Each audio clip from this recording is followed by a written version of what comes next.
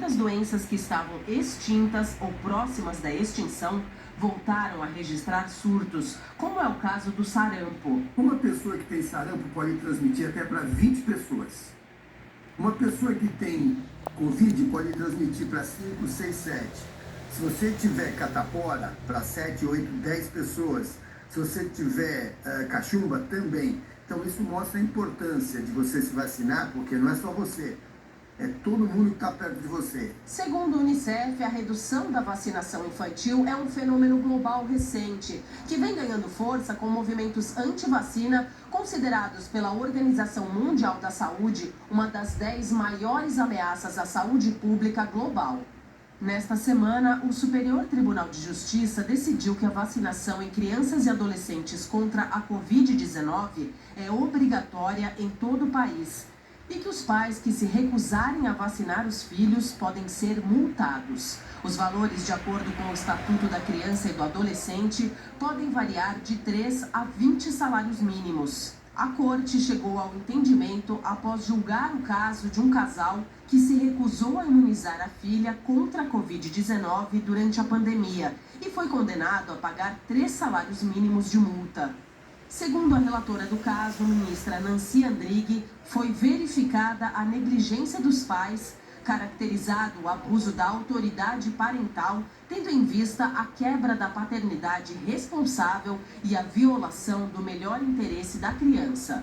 Observando o ECA, a obrigatoriedade da vacinação das crianças no que tange a questão da saúde, da proteção, do cuidado, né? E sendo menores de idade, por óbvio, essa responsabilidade passa a ser da família, né? Apesar da nossa Constituição prever a individualidade, uma decisão de não vacinação, ela afeta não só o indivíduo, ela afeta a toda a sociedade. Este advogado fala em consequências até mais graves para os pais. O pai e a mãe podem perder a guarda dos filhos em casos repetitivos de não aceitação de levar para vacinação infantil. E também podem ser responsabilizados até pelo crime de maus tratos. Se porventura um pai e uma mãe se nega a vacinar o filho ou a filha, essa criança ela vem a ter uma doença contagiosa e ela morrer, a pena pode chegar a 12 anos de prisão nesses casos mais graves. Gente, a gente está diante de uma questão que tem dois lados, um da área da saúde e outro da área legal. Delmanto, começo com você. Como é que você avalia a decisão do STJ? A decisão correta, inclusive, eu tive conhecimento próximo de um caso, que é um casal separado. A mãe não queria vacinar os filhos da Covid, o pai exigia a vacinação, o pai teve que entrar na justiça e a Justiça de São Paulo impôs uma multa para ela diária no caso de não vacinar. E nós sabemos que o bolso é o órgão mais sensível do ser humano. As crianças foram vacinadas, porque é uma questão de saúde do filho, uma questão de saúde pública, e os pais aqui têm que respeitar a legislação, têm que respeitar os interesses das crianças, porque eles são os tutores, eles são os guardiões, necessariamente eles têm um pátrio poder sobre aquela criança que ela é impotente diante dos pais. Agora, se é um abandono, não é? A entrevista aqui falou, existe o abandono material e o abandono moral. Por exemplo, se você não dá alimento para o seu filho, se você deixa em cárcere privado, isso aí você pode gerar um crime de homicídio, esse próprio crime de abandono material, e o abandono moral, se você não coloca teu filho para estudar, se você não dá educação, se você não provê o mínimo necessário, também a questão do abandono material e do abandono moral, como também de filhos em relação aos pais idosos. Os filhos têm o dever de zelar pelos pais idosos, também sob pena de cometimento de crime de abandono moral ou abandono material. Licina, do ponto de vista da saúde? Não há dúvida nenhuma, né?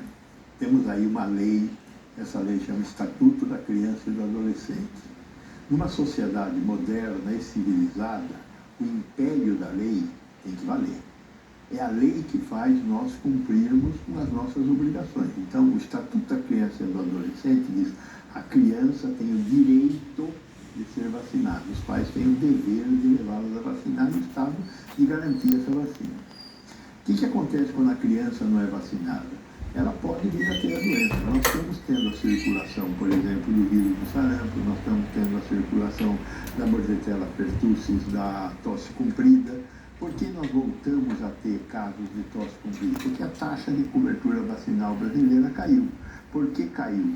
Primeiro, por incompetência do governo anterior, nós estamos recuperando isso. Nós chegamos a ter 95% de cobertura vacinal, caímos para 60%. Nestes 2 primeiros anos deste atual governo, nós subimos isso para 80 e poucos por cento, mas temos que estar acima de 90%. Então nós temos vírus e bactérias circulando. Temos que tomar cuidado, principalmente com quem não tem jeito de se proteger, porque uma parte das crianças são imunoincompetentes, são crianças que têm outras morbidades, outras doenças e, portanto, não conseguem se proteger de maneira adequada. Além do que, existe um outro risco. Uma criança que atravessou a vida toda sem ser vacinada e sem ter a doença se transforma num adulto que pode ser atingido por uma doença que, na idade infantil, é menos grave se a criança for uma criança híbrida do que ter a doença na forma adulta, como é o caso do sarampo. Um adulto que tem sarampo corre muito mais riscos de morrer do que uma criança, um adulto que pega sarampo. Então, é fundamental a proteção coletiva.